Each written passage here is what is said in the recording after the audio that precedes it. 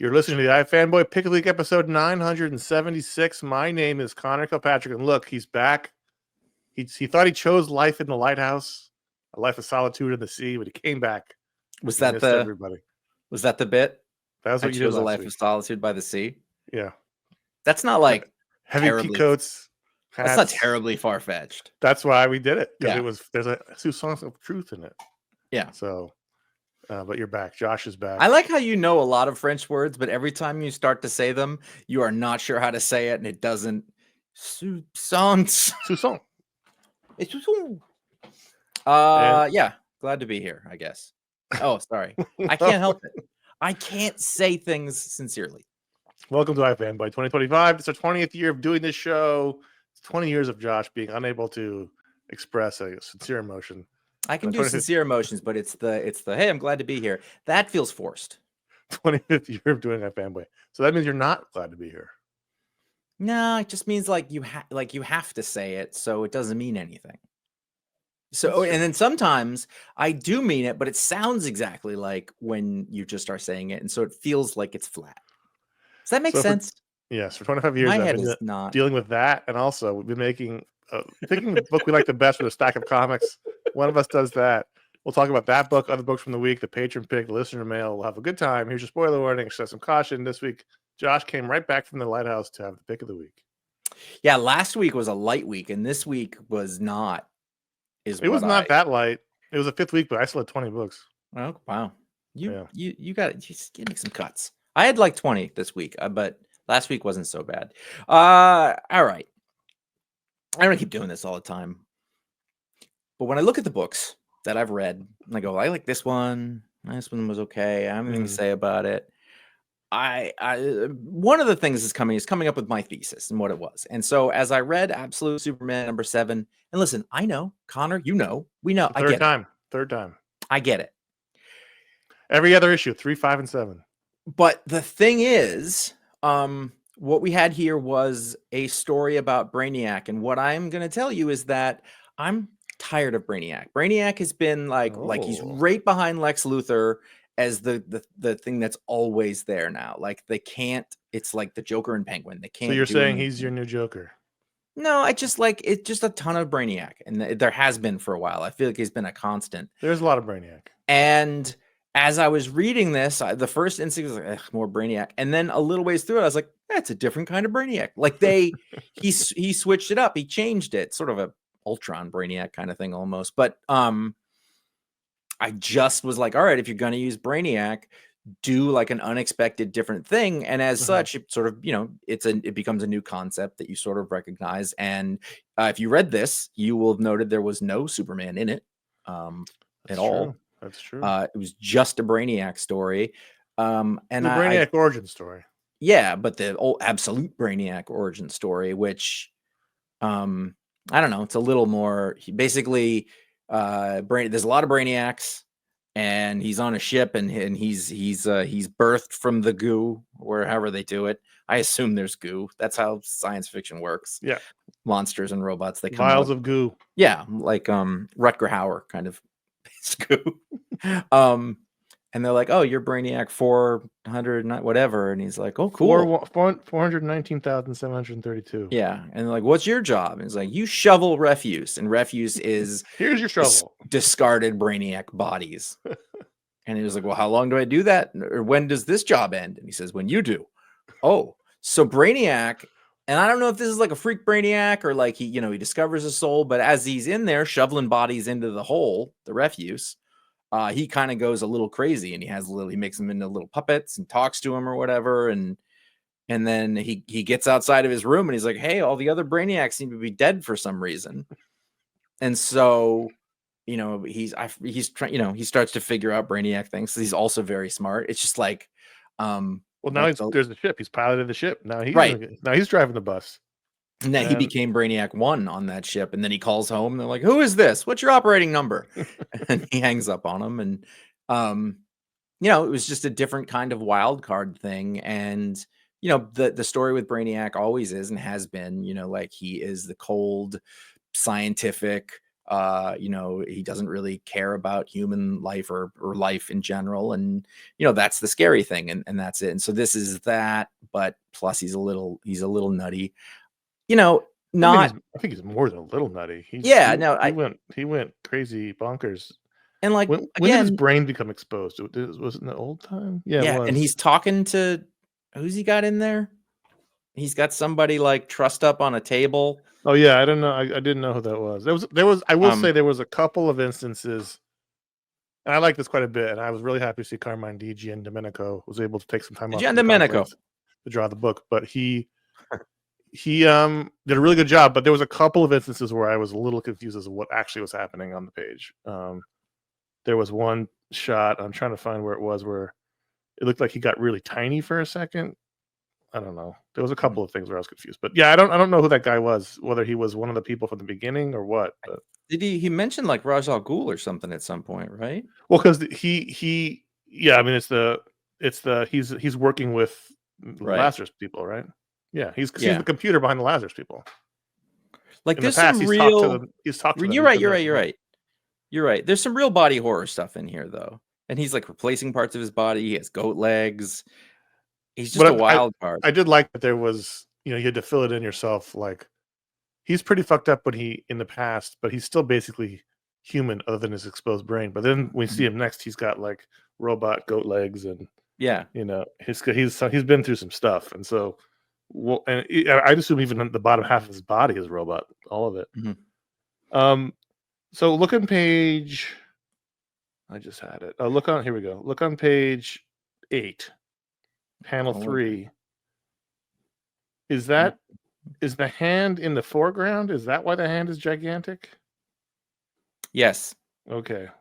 That confused me. You're looking at. I thought he got really small. You're basically looking from like the crotch of the tick. Because if you look at the next panel in panel 4, like the hand is actually in that position. Right. It just was confusing to have it with very little context be so big in the foreground, and then there's another thing where something smashed. I couldn't figure out what was happening. It was very minor problems. Otherwise, it's an issue I really quite enjoyed. I love Giandomenico, whose name I was unable to pronounce on 1 or 2 episodes a long time ago, and I can't live it down. So when I see it, I say it out loud, and I think I'm starting to get it. Page 21 is what was confusing to me, but that's fine. Keep going. Just a lovely artist, and I think that I don't like this concept isn't like crazy. You're just sort of combining a couple of things and figuring out how to switch it up. Mm-hmm. But I think what makes it work is that the artist 1,000% committed to it, and this story works because he put in all this body language and gestures and facial expressions to really visually get across what's happening to this character a lot more than I think was in the text. Right. Just there's a bit where he's scratching his exposed brain, and it just like it looks creepy. Like he's got his hands are kind of like, I don't know, it's weird hand. It says scritch, like he's literally scratching his brain, which is exposed. And, he's got kind of the crazy smile, and it's just a full on. And then again, like you look at the design and everything that's going on in the ship, the piles of Brainiac bodies, the glowing lights, Ulysses Areola on colors. Yeah, it's a good looking book. Yeah, it puts you, everything is that pink and green. And I think the reversal from, I don't really want to read another Brainiac story to the end of it going, all right, you've done a different thing. And it's interesting and it fits with this whole thing. And again, it's execution. It's just done. It was a single issue out of continuity. It's teaching you something that has been going on, getting you up to speed on that so they can move forward the rest of the story. Gives you that break, in the main story where they can come back fresh and move forward. Just good sort of fundamentals of mainstream superhero comic stuff. And there's still a Brainiac collective out there. So they're not all dead. It was just whoever's on that ship, because he does. And I like that. Call in. I loved the bureaucracy of the Brainiac collective meeting, where he calls a meeting and they're all on like basically sci-fi Zoom, and one guy's like, "Who called this meeting?" And then he's like, "I got a problem. Who's this Superman guy?" They're like, "Superman, we have things to do." Yeah. And then that's how he finds out about Krypton, and then that he gets to synthesize kryptonite. So he's quite a formidable. And man, the way that his like the cords look like his hair, yeah, but it looks creepy. He's almost got like a Joker-esque mouth there. Like it's a really creepy. I mean, I'm guessing design. people in the industry know it, but yeah, I mean, he looks a lot like the Joker. Look at the face. Yeah, no, there's totally that going on there. But Yeah. and I'm guessing people like within the industry are like, this guy, Digidomenico. Domenico. He's just excellent. He's just an excellent artist. Like of the Italian crop, he's in the top 3. Well, he's one of those OG Italian artists who came in before the wave. I every time I see his name, I want a steak though. That's Delmonico's.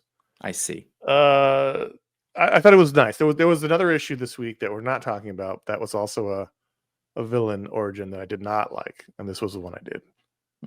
Because it was really compelling. And so now when you see how scary and formidable this Brainiac is, and when he shows up, when he next comes to Smallville, you're just going to be scary. And that's I mean, good. You're absolutely right in that it was compelling. Like I was into it. Yeah. And you've read these a million times, and that was, and that's why it's pick of the week. So, and it's great. When you picked it, I was not surprised. So we had an ending this week. Black Canary, Best of the Best, number 6, the final issue of this 6-issue miniseries from Tom King, Ryan Sook, Dave Stewart, and Clayton Cowles about Black Canary's fight against Lady Shiva, that she's also throwing. Oh, I know what other book you're talking about. She's also throwing.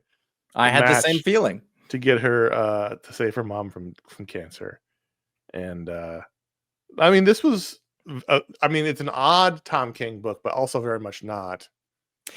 And I was thinking about that exactly, because I was like, all right, this isn't like other Tom King books, but at the same time, yeah, it's a Tom King. I can see it, but it's him stretching. It's gonna have his voice, but I liked it a lot, somewhat for its novelty. I think that as we were going through this, I was like, how are you gonna, like the scene with Vandal Savage and Black Canary, and I still am about to say Mockingbird. Black Canary, like that was a very Tom King's, because it's just like, we're gonna sit here and we're gonna talk and hash it out, and then he's great, and I thought, like, how are you gonna get out of this? And I think that the solution was a little simplistic, but I can't find fault with it. Yeah, so they're fighting. She's supposed to throw it in the 6th round.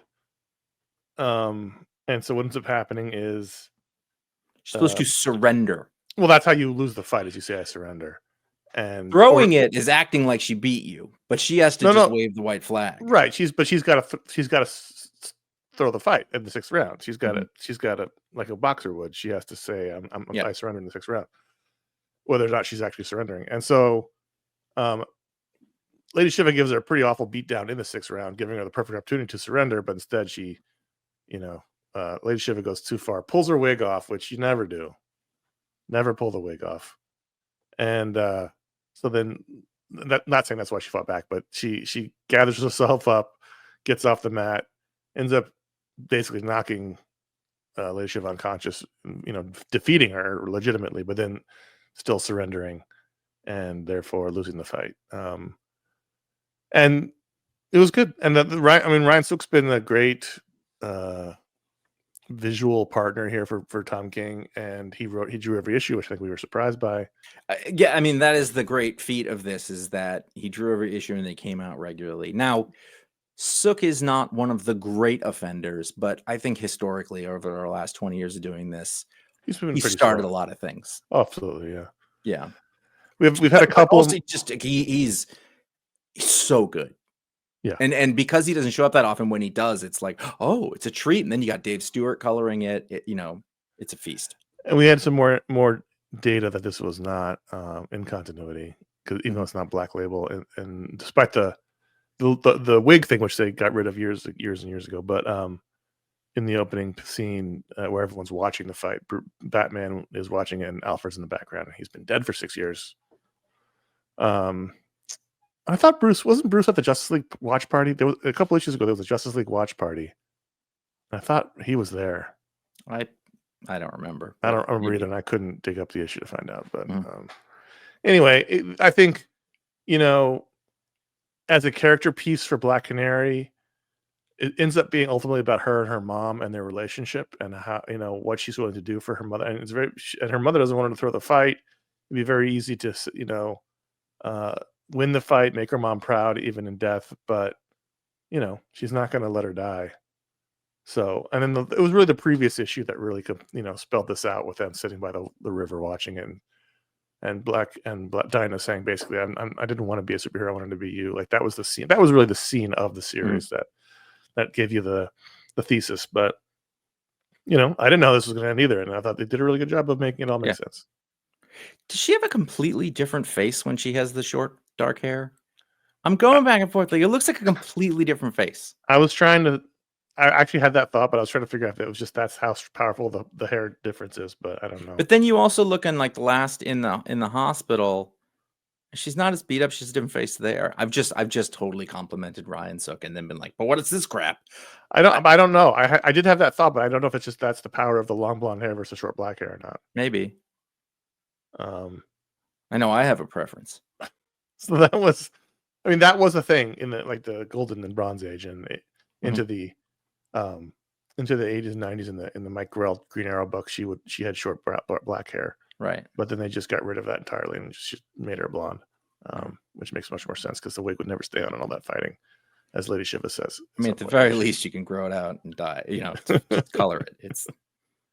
But this was good. I liked this, and it was. Ultimately, I liked the series. Is it like one of the best ones he's ever done? No, but like that's the level he's on where you almost expect a industry defining series whenever he puts one out. Sometimes it's just really good and fun, and I think that was one of this one was. I like that we're in the phase of like he's like, I don't know, what if I do this? You know, I whatever. Right, and it's great, and we're always excited when a new one comes out. Mm-hmm. All right, so ponder Tom King and what he's going to do next. We'll be back in a minute right after this. All right, let's talk about another book. A new one, Blood and Thunder #1 from Image Comics. This one is conceived by Robert Kirkman, but written by Benito Sereno, with art by E.J. Su. And it's funny, I picked this up before I knew about the Kirkman thing. I saw Kirkman at the top, and that was I was like, all right, I guess like a Kirkman book comes out. I'm like, his name is on the cover, but he's not in the credits, which is interesting. Well, but he's like listed he's not listed like from Robert Kirkman. It's just his name is up there with the rest of the creative team. So. Well, this is going to shock you guys, but they put in an essay sort of at the end that explains where it came from, and I think that all of that makes sense given his explanation. Like he had some dumb idea, and he told his friend, "You do this," and then his friend did a good thing, and at the end, it was completely far away from what the original idea was. Right. So, 20 years ago, I had this idea, and now he's like, "Hey, why don't you do that now?" It's good to be Robert Kirkman. So what did you think of Blood and Thunder then? I had mixed feelings on it. I think at first it felt a little basic. And then as it kept going on, where I don't know.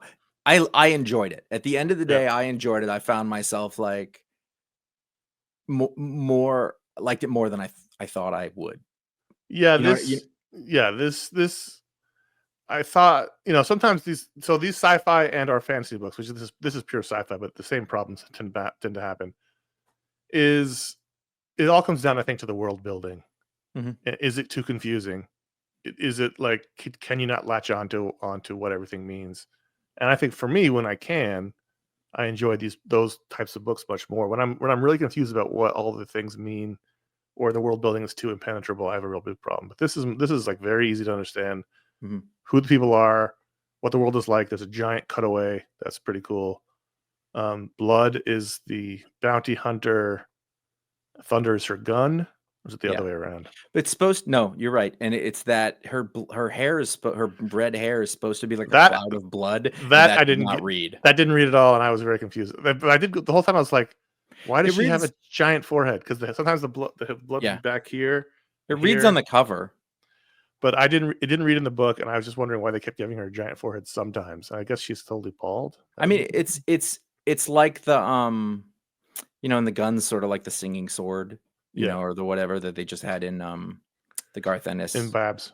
Yeah, Babs, same sort of deal there. I don't know, there's bits by bits. As I read at the beginning, I was like, I don't know that this is the best writing. And then by the end, I was like, nah, it kind of works. Like, it's got a weird tone where it's a little silly, but it's a little not. And there's, E.J. Sue, who I don't remember, but Kirkman said he worked on Tech Jacket, which I was like, oh yeah. There've been all these Kirkman series that, some of them hit amazingly, and some of them have just been lost in the wind. They were all pretty good. You know what I mean? Like, there were maybe a couple bad ones, but I guess he worked on that and something else. I just have to say it. It was originally called Oh La La Space Police. That's not a joke. That was the original. Well, we don't know the big story here. We just know that that there's some really scary, dangerous creature that was in prison that broke out. That's the B story. The A story is just meeting blood as she's got collects some criminals. And she's got the Thunder is her dad's gun. Right. And it's the old model, but that's how Dad did it. And there was an interesting bit here where she, through her case, she finds a box of books. Yep. And in this world, there are no more books. And so she's like, what are these things? And they're like, these are called books. And we're just going to throw them. We're going to burn them, whatever they're going to do. And so she ends up stealing one. But so there's clearly something, and her boss is the guy from The Office. But with a really bad horn lip thing. And that's what I was saying about E.J. Sue is if you look through it, the world building's really good. Yep. It's recognizable as our world, but also not. But then there's all these little weird things in it, like his lip. They don't mention it. Well, if you saw in the photo of them, she was his dad's friend. He's got his lip isn't fucked up, so he clearly got in the line of duty got his. But there's all this sci-fi stuff, but they can't fix his face. Right. She's got normal hair there. It's a different color too. Yeah, it's weird. It helps together. But there are things I'm interested in learning about. That's the point. Right. Sometimes I read something I don't care, but this I'm. Well, they're intentional. Yeah. And I think that the art really was a perfect match to the story here. I think it was great, and it moved pretty. Yep. It was a snappy little comic. I liked in the essay there was a little dig at people like Matthew Rosenberg when he talks about the title of the book. He's like, I like punchy titles, Blood and Thunder. Like I see that title, I want to read it. It's not like, hey, did you read the new My Heart Remains at the Bottom of the Lake Misery? Like that doesn't work. Stop making those titles. And I was like, shit, dude, you're publishing those books. Yeah, well, something for everybody. He's not wrong. I agree with Kirkman there. So I'm going to read the next issue. I'm curious. I did like it. Let's just real quick. Let's take a shot at saying the name of the colorist. He looks like he's the planet Chewbacca's from. If you're looking at it, it's written in Wookish. It's a Kashyyyk name. Masasic. I just here's the thing. That's like some normal cultural thing, and that's what it is. Then we can say, oh, okay, this comes through a different language, whatever. Masasic. But if it's just a dude who grew up as like Chad Johnson, and he's like, I'm Masasic now, I don't know that that's okay. It is okay. I don't think can you get in trouble for appropriating a fictional science fiction culture? I don't think you can. No, I don't know. It's just not a move I would make. It's very similar to what he said about the cover or about the titles. Yes. Chad Johnson, at least you know who you're getting. You go, apparently. I'm over by the coffee stand. All right, you're the guy who looks like Masasic. I like how you paired these books. Let's talk about Los Monstruos. Fuck. Los Monstruos. Los Monstruos. Number 1 from Dark Horse. This is James Robinson, Jesus Moreno, KJ Diaz, and Jim Campbell. You know what I like about this book? The whole creative team on the cover. I appreciate when they put the letter on the cover. But everyone on the cover. Everyone should be appreciated. This was like classic James Robinson. James Robinson 101. It's basically the town in this world. The city of Los Angeles has basically been converted to Los Monstruos, where monsters from the universal monster variety, so the Wolfmans of the world, the Invisible Men, the vampires, all live and work like regular folk. And humans can come, but they have to have a visa. And so our hero here is the Wolfman on the cover, who is basically a Raymond Chandler character. He's a private eye, ex-cop. It's just a pre-eye story, but set in a world with of the universal monsters. You know, it opens up with like a creature from the Black Lagoon type character that he's chasing. Like it's all just, he takes these elements. It's very much an LA noir story, and does a great world building like we just talked about. Like the whole bit about you being a human could visit, but you need a visa. You can't stay overnight. Like one of his clients isn't human. It was all very interesting and fun. And James does a really good job of taking these different pieces and making it feel like a really lived-in place, and the characters are really well drawn. If you've read his stuff before, he's definitely has a penchant for sort of writing things in the not too distant past, this sort of 50s, romantic Art Deco world. And so he fits in with that well. When you're in school and they say, take out your homework, and you go, oh, earlier in the day, I said, oh, I got to read that. I forgot to. I didn't read it. I'm looking at it, but I'm going to read it. I like the double page spread, one half of it, where Jesus has done the title in a very Eisner-esque way of putting it into the background. It was really fun. I mean, I love PI stories. I love LA Noir. This is very much Raymond Chandler. He's very much he could be Sam Spade, or he could be any of these guys. And but it's the little pieces, it's the details that make it work. It's his friends in the force. It's the squad of detectives that are taking over his case, but they're all corrupt. But they're all different creatures, and he's about to date a vampire. He's never dated a vampire before. What does that mean? Like, there's all these little bits that he can play with in the world, and I found it really compelling. This might have been my pick of the week. I can't tell you for sure because I didn't make one. But I will tell you that based on just the cover, if I don't see the names, I would have passed over this quick. Oh, totally. I totally get that. I can't say I'm different, but I saw that title treatment. That's not a good cover. It's not. It fits the world in terms of it being sort of mid-century modern, but it doesn't. It's not super compelling. I would have done something else. The title treatment, it looks weird. It looks like very computer based, but not all that good at it. And it stands. The shadows aren't good. They go in different directions. Like, where's the vanishing point? Because they go off in all the directions. Yeah, I noticed that shadows don't go out like that. But also just like the art itself looks very soft. It looks like colored pencil and handmade, and that is just this hard, thick thing that doesn't fit with the image. Especially when on the inside, you just pointed out, the hand-drawn title, the eyes just like, you can do that inside, that front doesn't work. Right. Yeah, it's not a great cover. Although I did like the image in the background gives you a sense of all the types of people. That part, yeah. But I don't know what the giant pyramid there, but I don't know what, the black line down the middle doesn't work. It's weird. Yeah, it's a weird element. It's definitely a weird element. I would not have gone for this cover myself, but don't judge the book by its cover. It's a good book, and I mean it's one of those things where usually the deal is you look at the cover and you're like, man, this looks amazing, and you open up and it's just some random dude sort of trying to draw. I'll tell you look at that cover, and then I open it up and I was like, there's Jesus Marino, there's the guy. I'll tell you when I went, oh, so the opening scene is the Wolfman character tracking down this kidnapped vampire boy.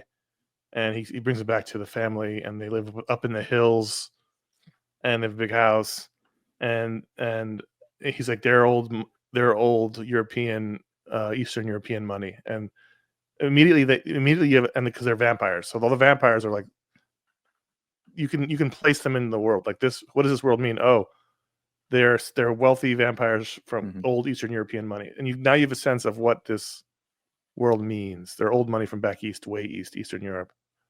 And so then you start to place the monsters in different social stratas in what would have been the 40s or 50s LA, and that's interesting. And it went from there, and it was just really good. I think you'll like it, or maybe not. So he's chasing the guy through the sewer, a gigantic weird a gigantic sewer cavern. I don't know what that's about, but I don't think we have those big ones. But I don't think that's a thing. A vaulted ceiling sewer. And as he turns into the werewolf, He starts taking his tie off, and then he rips his shirt and his shoes. And I just feel like if he knew he was going to change, you should have just taken that stuff off upstairs, because shirts were more expensive back then. And he even says bespoke. it's his good suit too. Yeah. Yeah, it's a bummer. But the money he makes from the vampire can more than pay for a new suit. I guess so. All right, so we're gonna take another break here. Thrifty. I get it. It's your internal lighthouse in you. It's Yeah. the lighthouse man in you. We'll be back in another break in a second. Some of those words make sense. Let's try that again. We have another break for you. We'll be back in a second with more comics right after this. All right, let's talk about Grommets number 7. I'd almost forgotten about this book, the final issue. When did Grommets number 6 come out? I don't know, but I do remember the bit where it was like, we're going to take time to let him finish this. I like that seemed familiar. And the good news is it wasn't like one of those things where I was like, what had happened? I was like, all right, there was party. It was November. Girl. November was the last issue. That's not that bad. Well, great cover. You know why I said that? Because I thought November just happened. And I went, wait a minute, it's May. Like, that's what just happened to me. Great cover of all the main characters, sort of, classroom style. I like this a lot. So I wanted to make this the pick of the week, but at the end of the day, like, it wasn't the best issue of it. I mean, nothing really happened. It was a wrap up, right before the credits sort of thing. His dad's a dick. They do one last skate. He kisses the girl. His dad is a dick, but his dad does try to help him with the police, and the police totally stonewall him. I was happy to see that at least his dad did try to be like, hey, you listen to these kids, and then, but yeah. It was the real climax of the story was the party last issue where they got in the big fight with the football players, and there was gunplay, and this was the fallout of that, where the cops don't believe them because the football players are state champs, and these are just weirdo kids. And then they got him, and then Rick's family's got to move to Arizona, right, or New Mexico, and then doesn't matter. Turns out, hey, Brian's also moving, and so they say at the end that they could possibly do more Grommets, which I'd be happy for them to do. We love this series, but it was very much like I'm trying to think of like an 80s movie where it's like, this is the moment after Lane wins the downhill ski, and it's just like, what's left? Well, he takes the girl to Dodger Stadium, they kiss and the camera roll. Like, it's not, there's like, the story's happened. This is kind of, and it's not that this isn't what it's supposed to be. It's not a criticism, but not at all. It's not a pick of the week. It's not, like they already did those. This is the wrap up, and the wrap up is what it should. And it's, a button, and it's romantic, in the not, the other sense, it's just like, the beautiful romantic time in life, and, rose colored glasses. And if you look, this whole thing has that sort of golden haze to it, as we look backwards at I did really like this, and looking through the issue more, there are things I really did like. I was really happy he and the girl kissed. It was like a really sweet scene. I love that they think they're going to make it work. They're absolutely not going to make it work. I liked the running gag of once they get to Arizona, everyone is sweaty all the time. That was really funny. And then, so when Brian shows up in Arizona and says, hey, I want to show you something, they go skating off and they find this like crazy half pipe. And what I really did like in that scene was that those guys were dicks too, because it was getting a little bit like everyone but the skater kids are assholes. And other skaters are totally assholes. Right. So I was like, I liked that these guys too were assholes. It wasn't just that the skater kids are the, Tell you what, they get a lot of points here for the way they ended this issue and series. This thing where you're about to watch him drop in, flip the page, black. I thought that was like, oh. So no one does that. The older skater kid said basically, if you can skate the half pipe, we'll let you hang out. And so Brian, it's a cartoonish half pipe. Like, it's not. It's like what, like 10 stories high? No. Yeah. It's only probably like 15 feet, but then when he draws it, when he's on top, it looks, when they look at it, it looks like it's 10 stories high, because that's what they're feeling. Which I thought was a great cartooning moment. And then when he's on top of it, it also looks like it, because that's how you would feel. Yep. But that is what it feels like, by the way. And so Brian goes up there. Brian, of course, being the one who fell flat in his face the last time they went and tried to prove themselves. And then he tips over the side of the half pipe. His board hits, and that's it. We fade to black, and Beautiful. I thought that was a great way to end it. Oh, And he's like, "Hey, we might do more. We'll see." kind of I hope want they one of do. these skateboards. Yeah, I actually thought about you and then the ad in the back for the Grommet skate decks. I was like, That's "Oh, cool. Josh might want one of those." It's pretty good. So this was I good. don't- I It don't- was. You'll see a This rack is- of skateboards behind me, and it's more than I need. We say goodbye to Grommets for now, at least. So hopefully, Mhm. maybe they'll come back. Maybe they'll come back. Cool. I liked it though. I liked it. What are we doing? Uncanny Valley number 9. Oh, right. This one also sort of came back after being away for a little bit, and I liked it a lot. This book continues to be really. It's funny because The Moon is Following Us came out this week too, and I feel like if you were to be like, which one of those books do you look forward to more? I would have thought it would be the other, but the fact is, I think this is a stronger work. It's sort of Yep. like fit distantly in the same vein, like a parallel world along with ours that has to do with fantasy and saving somebody, whatever. Saving family.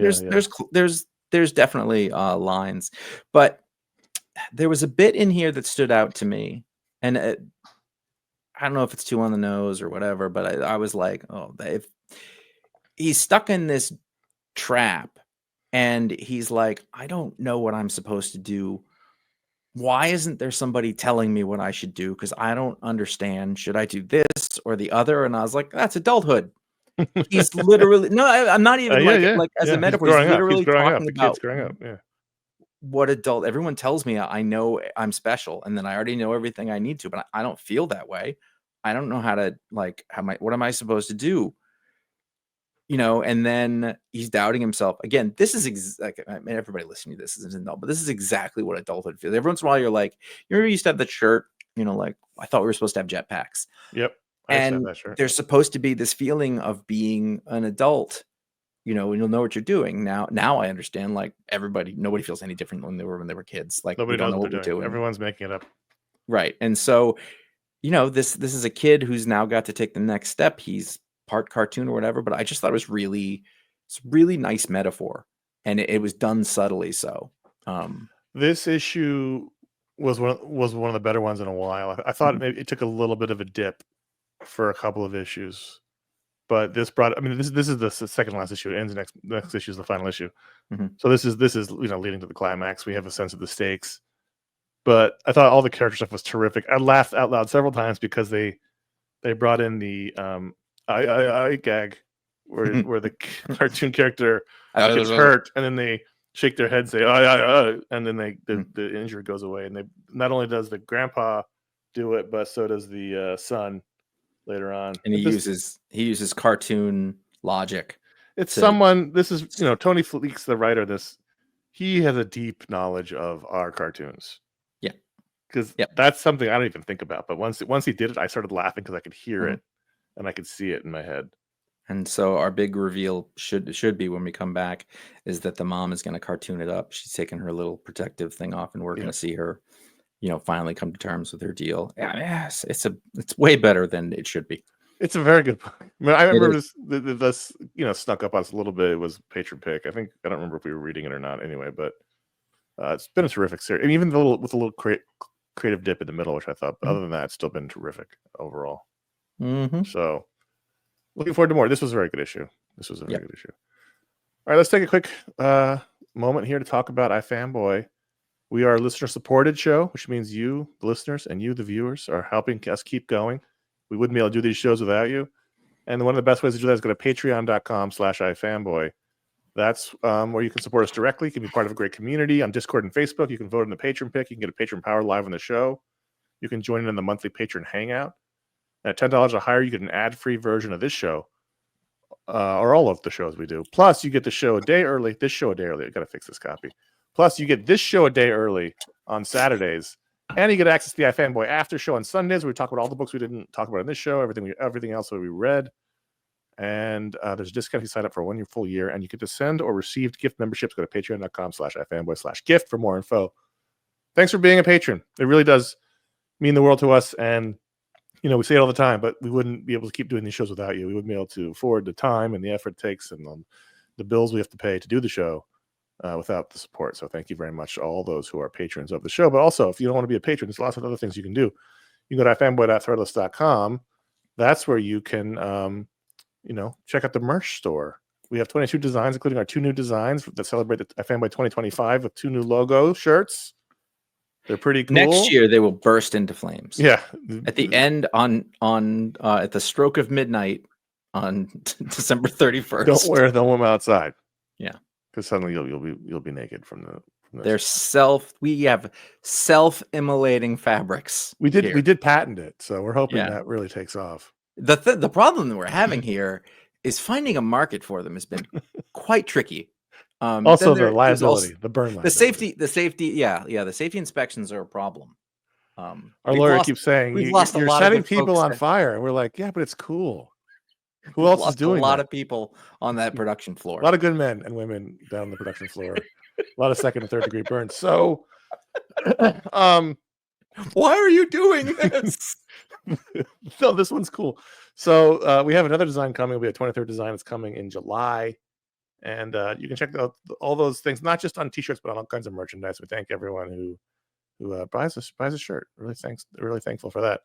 ifanboy.com/support is our tip jar, PayPal. If you're an eccentric millionaire or billionaire, we accept any kind of ludicrously high amount in the PayPal jar. We will deal with all the tax implications ourselves. ifanboy.com/Amazon is a general shopping link. You can find links throughout our website for things, but also if you just want to shop on Amazon, you can find things there. And bookshop.org is our partner with local bookstores. They will fill your order when you order something. And they're the lifeblood of our communities. And we thank you very much for all the people who support the show. Honestly, like I said, we would be doing the show right now if not for you. So thank you very much. So I think societally, you've seen sort of a bit of a blowback against the oligarchs, the billionaires. All right. Mm-hmm. So what I'm saying is we are going to offer. This is an unlimited service that we're offering to billionaires. That's true. You won't. I mean, if you give us enough, you're no longer a billionaire. Then you won't get societal scorn. Then you can go back to shopping at Whole Foods, but without the stairs. And you can be like, listen, I'm not a billionaire anymore. I gave those 2 idiots all the extra money. We're willing to put up with those slings and arrows. The slings and arrows of outrageous fortune. Literally. If enough billionaires take us up on it, then we'll be the subject to scorn, and that's fine. You know what? And we'll throw in a free shirt. We'll take it for you. We'll hold that for you. Oh, damn it. Sorry, Mark. Speaking of I don't even know how to transition to this. I don't know how it's related, but West Coast Avengers #7, the somewhat demented relationship we have with this book continues. Jerry Duggan and Danny Kim. Yeah, this is the incorrect. That's my fault. This book, it vexes me, as you know, and I can't quit it. This is not a healthy relationship we have with this book. I thought this was actually a fun issue. I really like it. It's probably my favorite issue of the while because the Blue Blazes guy or whatever the hell his name is. We learn a little bit about his past. By the way, he has an abusive father who hits him because that's the best idea possible that we haven't seen. No. But his father's a huge Wonder Man fan, and basically he said the name Wonder Man to there was a reason for it, just to piss his dad off or whatever. And then the story is that Simon Williams, it's Williams, right? Yep. He comes a charging at the 2 issues ago.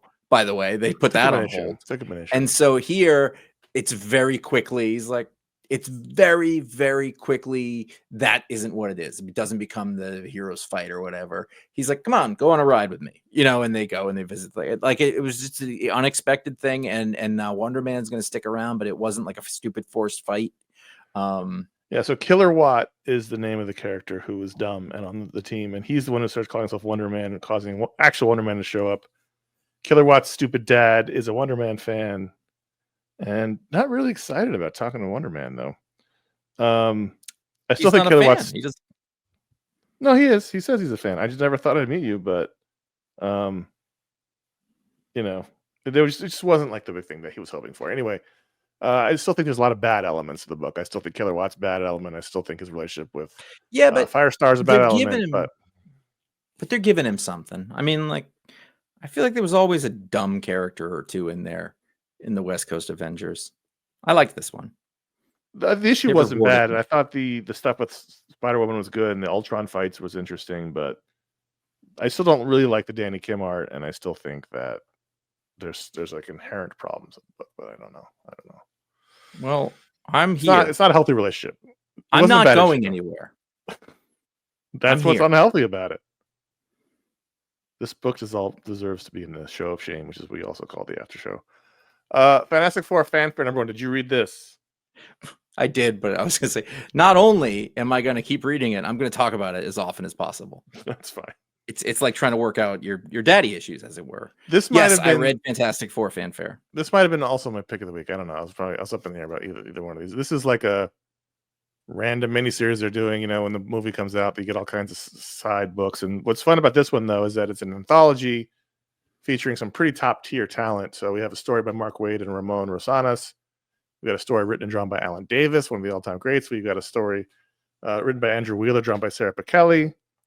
And I thought all 3 stories were really fun. I really liked this issue quite a bit.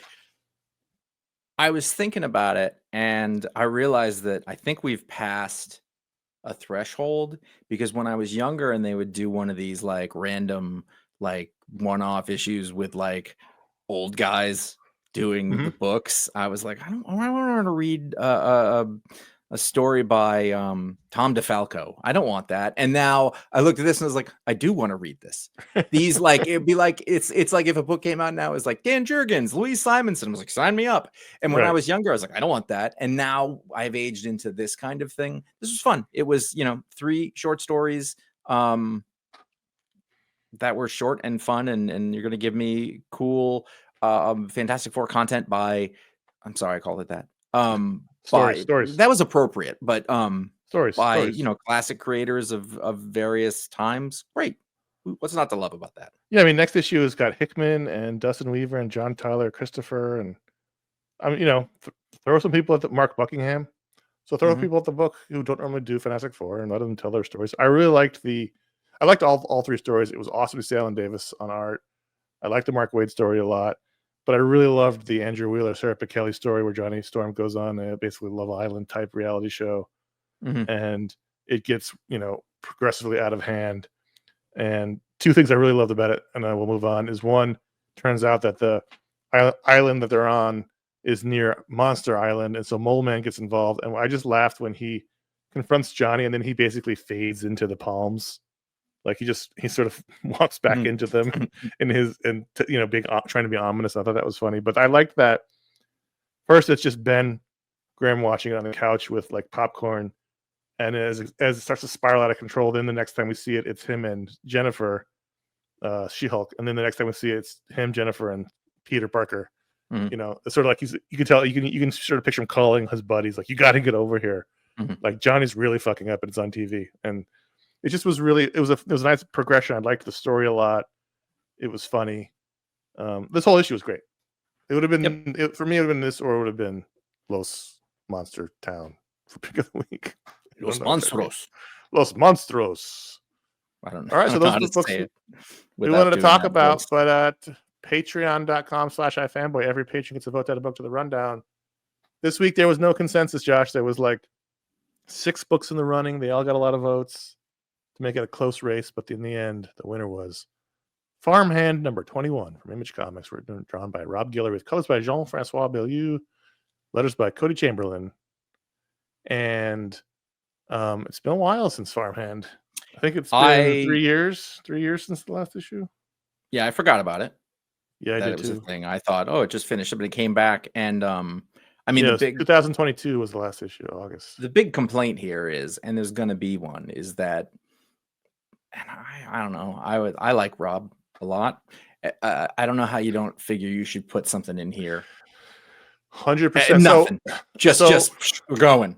So 2 things. One, I read this well before it was pick of the week because I'd read every issue of Farmhand before, and we like Rob Guillory. He's one of the good guys in comics. We've interviewed him several times.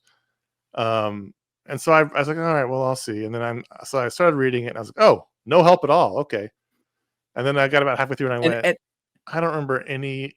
I vaguely remember most of these people. Some of these people, most of them, I don't have any recollection of who they are, what's going on. And so about halfway through, I just started skimming. And I was like, I don't really know what's going on. I don't know. Yeah. And I got to the essay at the back, and he said basically the entire final arc is drawn and done, and so every Mhm. issue will come out monthly until it's over. And I was like, oh fuck, what am I gonna do? And then it was made Patron Pick, so I had to reread it because I didn't actually really read it the first time. I just sort of Mhm. skimmed it, and I'm just being straight with everyone. I think there should be a law. I think we need an executive order. We got enough of them. Mhm. That if your comic is more than 6 months late, you need some sort of primer page. And if it's 3 years late, you got to have a recap page. Because I didn't know. I was like, all right, the family, the sister, who are these other people? I have no idea. And, it's tough because I thought his art was really strong. I thought he's getting much more polished Mhm. as a cartoonist. He's always been a very funny and good cartoonist, but he had such a sketchy, loose quality in the early days. And here he's very polished. It's very, you can see the growth in his art, which is what I've always liked, but it's much more professional. It was always, but it was just much more growth. There's much more growth in his style now. But man, I just did not know about the story at all. Yeah, I mean, and I think that I was probably losing the thread a little bit before. Yes. And Oh, so absolutely. coming into this, Absolutely. because it's not like there's not necessarily like a big bad. There's a bunch of things that are happening. Well, there's that Monica woman is a big bad, apparently. I know, but like I there was vaguely remember that anything and the about her. She dad, but then there blonde, was like a maybe? corporation, and then there was Yeah. a different monster who was doing a thing. There was a lot going on. So that's a problem. I would say that you need a law that says that there's a recap page, and here's what I think the law should be. And this is overreach. A judge will overturn Okay. this. Okay. It should be in comic book form.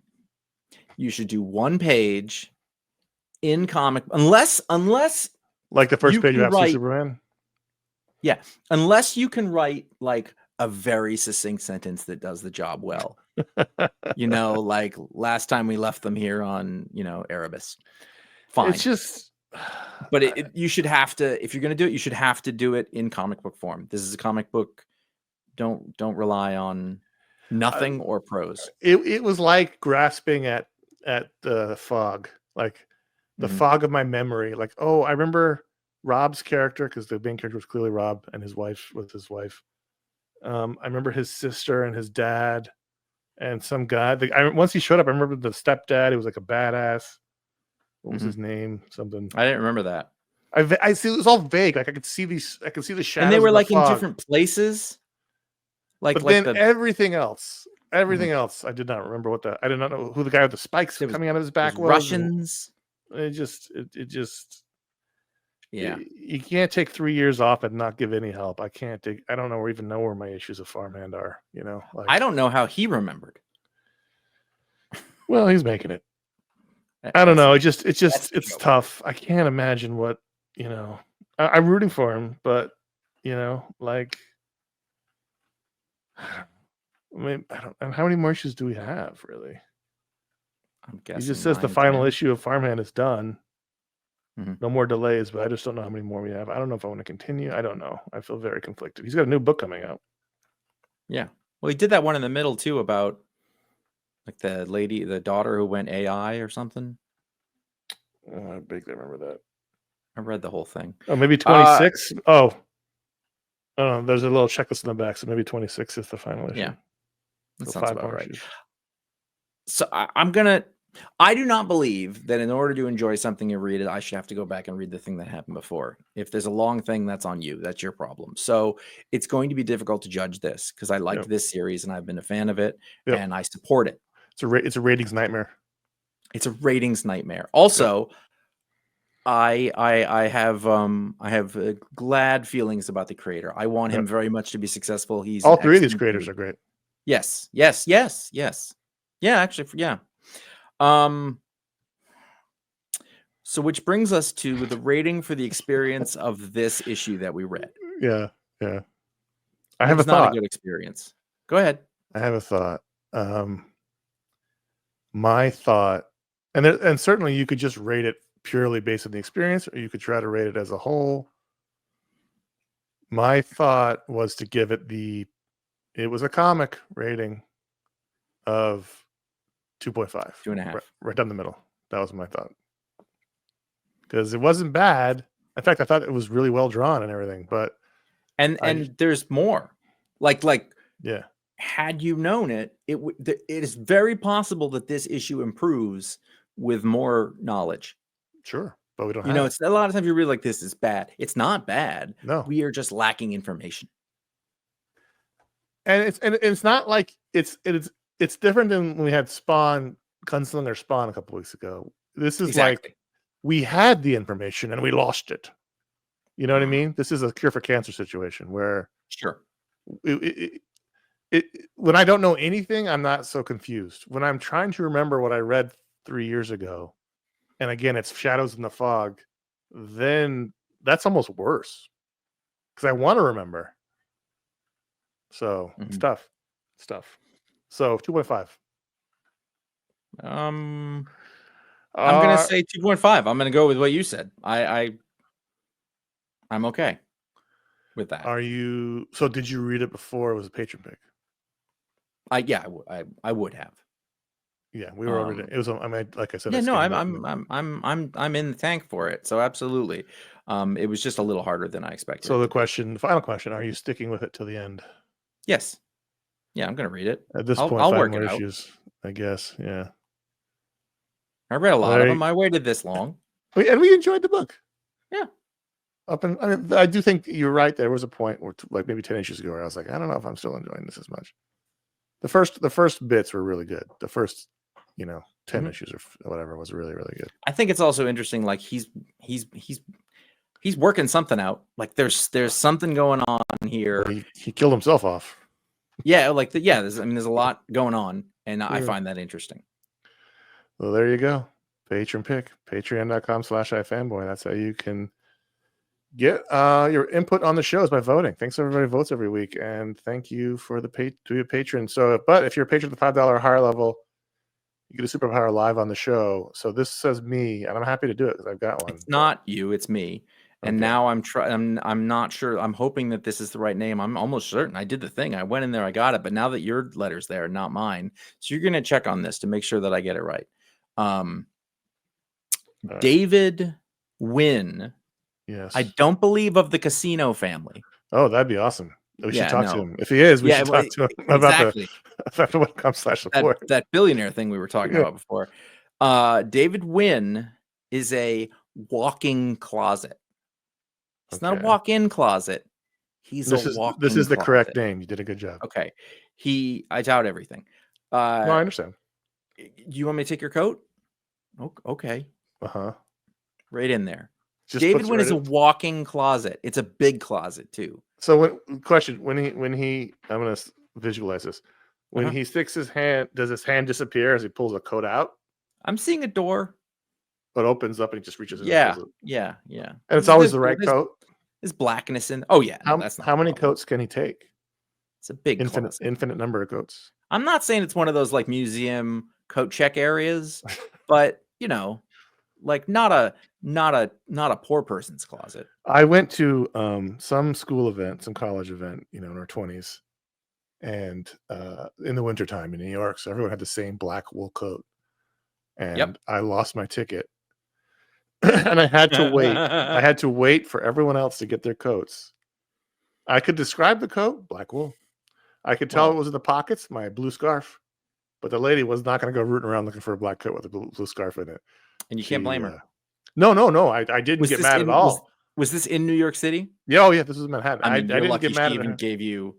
I didn't get mad at her at all. She even acknowledged not you. I just went I was like, I can just see. Yeah, I get it. I'll be over there till. I can just see a woman looking at you going, "You fucking idiot."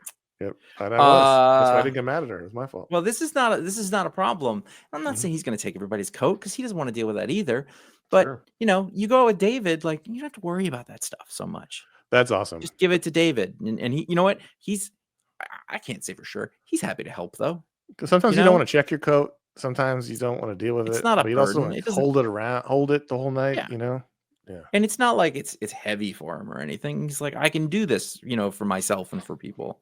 You can't put all your shit in there. No, you can't. You can't like what about hats, scarves, gloves, that kind of thing? That's closet stuff. Maybe even an umbrella. But you can't do one of those things where like when you check out of the hotel, but you're not leaving yet, and you want to go around the city or whatever. And you hold them. He's not doing that. You're not putting your luggage. Take your luggage. He can't hold your luggage. No. No. Is it philosophically or he physically can't? Listen, I don't make the I don't know why the rules work. They do, but Let me ask he you one can't. final question. Sure. David checks your coat. How much you tipping him? I mean, really, it's a friends and family thing, so he you wouldn't. shouldn't. You don't tip him at all. I mean, I think every once in a while people try. And he's like, You buy him a come beer. on. Yeah, maybe more like that. But he's like, come on, you don't tip We're your friends. brother. You know, he's I a definitely good, tip. I tip my brother. Everything. You know. right. I just walk around with a wad of cash and he opens the door. I tip him. I give my brother tips and he doesn't listen to them. Patreon.com/iFanboy. Thanks for being a patron, David, of the Las Vegas Wins. We hope, and hope you enjoy that power with the spirit it's been given. Mm-hmm. You're in charge. You want to do 1, 2 emails? What do you want to do? Where are we at here? Okay. Let's go with Kyle's 3-parter, and we're going to do this. We're going to do this rapid. All right. Kyle's is the second one. So let me just do yes. this and do that. Boom. That's the wrong thing. Here we go. Kyle says, he gives us 3 questions. Choose any or none, of course. Well, Kyle, you've hit the jackpot. It pays nothing. There's no prize. Okay. 1, who is the richest villain? Who could be if they would just get out of their own way? I've been thinking about this for 1 hour. Every question has its own time of thinking about, and that's the right move. Should we do one question at a time? Yeah. Okay. So who is the richest villain and who could be if they get out of their own way? I would think the richest villain would be Dr. Doom because he is the sovereign of a nation.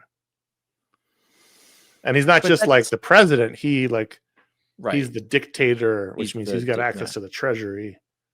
Dictators tend to assume the treasury is their personal wealth. But that also indicates, though, that there's some sort of limitless revenue or gross domestic product. That is true. He seems to be most of a farming nation, a peasant farming nation. And it's a small, so like what he's not selling anything. He's not upping production necessarily. I'm just saying compared to like Captain Cold, he's got way more wealth. Also, he's super smart, so I'm assuming he's using that wealth to make a lot of money on crypto. Because he's probably the only one who understands it. I'm saying it's Lex Luthor. Because he is ruthless. He sees all the angles. He does the stuff. Again, this is not even his main concern, but he's so smart that he's just letting that happen in the background. Mm-hmm. Like that is never a concern. He's never looked at the budget and been like, can we cover this? That's not an option for him. I feel like he's going to be the richest one. He doesn't even look at the menu prices. He doesn't. That's the other thing. He doesn't. What's the catch of the day? What's the price? He doesn't care. Just get the catch of the day. Yeah. So I think who could be the richest or who could be rich if they got out of their own way would be Dr. Octopus. That's a good answer. He's super smart. He would be super capable if he just focused and stopped getting so whiny about stuff, taking everything personally. See, I could maybe take it in the other ways that Dr. Doom could be, if he was, let's say he wasn't already the richest, if he would just get it, he could do whatever he wanted to. He's got to be rich. Think about how much scrap metal he's got to make those Doombots. Yeah, it's true. But but the Lex is obviously he's for sure the richest DC villain. Unless you count Vandal Savage, because that dude has been investing since investing was a thing. Yeah, but I feel like he goes lean sometimes, just misreads the part of history he's in. Sure. And then, sometimes he's flush, sometimes he's not. Should we get back to his second question? Second question. What cut rate villain do you quietly root for when they appear? Him wants Rhino to get a win. He's been thinking about this for half a day. Half a day? Should we even bother with it? You just don't have to put that much time into it. What cut rate villain do we root for when they appear? I mean, Gil. I think the Rhino is a very good answer. And I think before he said that, I don't know that I would have had particularly a great idea about who that would be. I don't tend to root for villains, but I think Rhino is like a weird middle case. Yeah. He's stuck in that suit. Can you imagine how bad he smells and the sores? And the dead skin just piling up in there. Ugh. You really took that to a place that Mhm. here's the thing is I feel like Spider-Man's got some of these kinds of villains. Spider-Man and Flash have similar villains. Yeah. Yeah.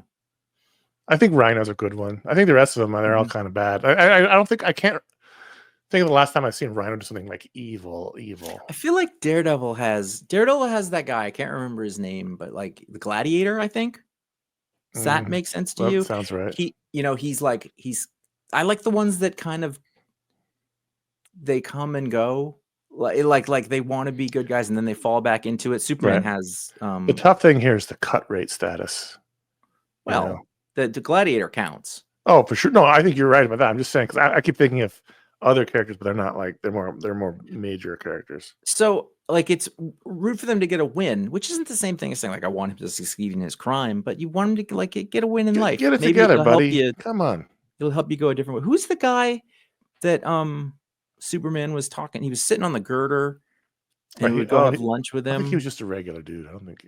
No, he was a villain. Like he was, or at least he was like a criminal that Superman had helped, rehabilitate or something like that. Right, but I don't know if he was like a super villain, but maybe he was. So here's your answer, Clint Barton. There it is. You got to know your history for that one. He was a villain. He was a villain. Black Cat. Black Cat. See, that's that. Black Cat. I was gonna no. She's not cut rate. That's what I was gonna say. I was gonna say Black Cat, but she is not a cut rate villain. Let's say if you had to spread them into every time she shows up. She's not A tier though. She's a B tier. She's a B tier. She's a B tier. She's had like a lot of. There's no Rhino series.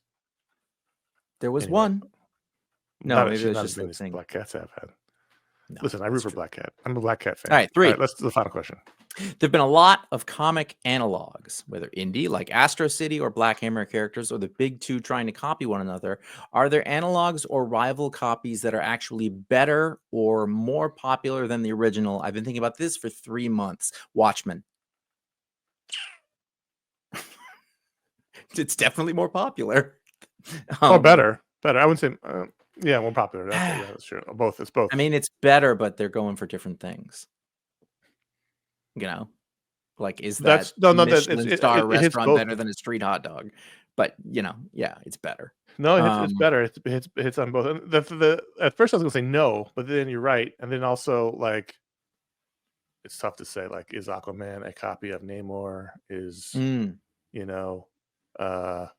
is Hawkeye and Mockingbird a copy of Green Arrow and Black Canary? Like. I think which one's better and more popular, I think he's still talking about the analogs though, in terms of like so and so couldn't get the rights to do Superman, so they went and they did their own Superman story. So like the Mark Waid, the irredeemable stuff that he did. My instinct, Black Hammer, I haven't read it in a really long time. But Alan Moore's Supreme, I think, is a good. There's tons of Superman analogs. I didn't put that together. Yeah. Then you had the Batman one with Sex, that awesome book that Joe Casey did. Sex.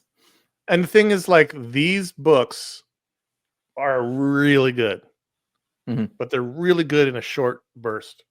Yeah, and they're not going to be more popular because they're not more popular, but they're really, really good in short bursts. But am I going to say that the guy in Sex is better than Batman? No. Is Supreme in a really, really good short burst better in the long run than Superman? No.